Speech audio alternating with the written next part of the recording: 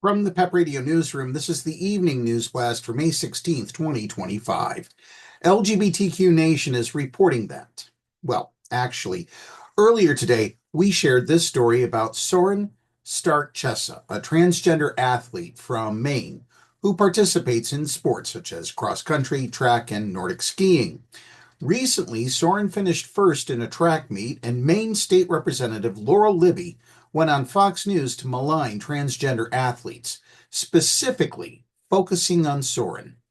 Soren's opponent in the track meet, Anelise Feldman, the cis freshman student athlete, runner at Yarmouth High School, wrote in a letter to the Portland Press Herald, Libby recently used my second place finish in the 1600-meter run to malign Soren Stark-Chessa, the trans-identified athlete who finished first.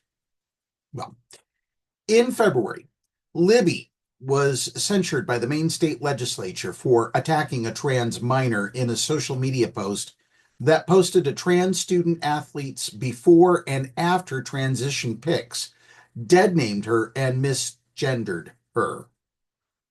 Libby's post went viral on the right, and she was criticized for bringing so much negative attention to a minor in order to advance a political argument. Maine State House Speaker Ryan Fecteau, who is an out gay man, asked her to take the post down, but she refused. A resolution censuring her was then passed by the Maine House of Representatives in a 75-70 party line vote. The resolution called her post reprehensible and incompatible with her duty and responsibilities as a member of the House. The resolution barred her from speaking or voting on the State House floor, but says that she could get her privileges back if she apologizes.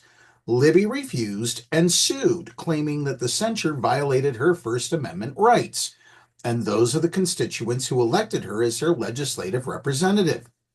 But U.S. District Court Judge Melissa DuBose, an appointee of former President Joe Biden, ruled against Libby on April 22nd. The First Circuit Court of Appeals also ruled against Libby, and now she wants the U.S. Supreme Court to hear her case.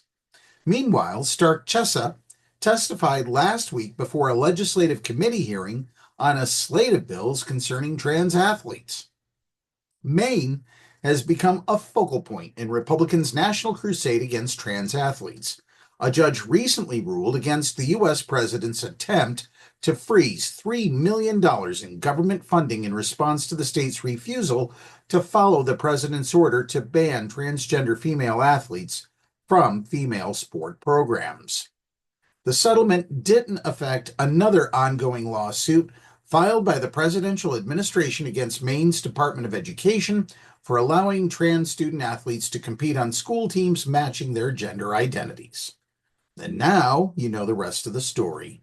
If you are 18 or older, live in Pennsylvania, and are part of the LGBTQ+ community, please visit the Pennsylvania Equality Project website to take the 2025 housing survey.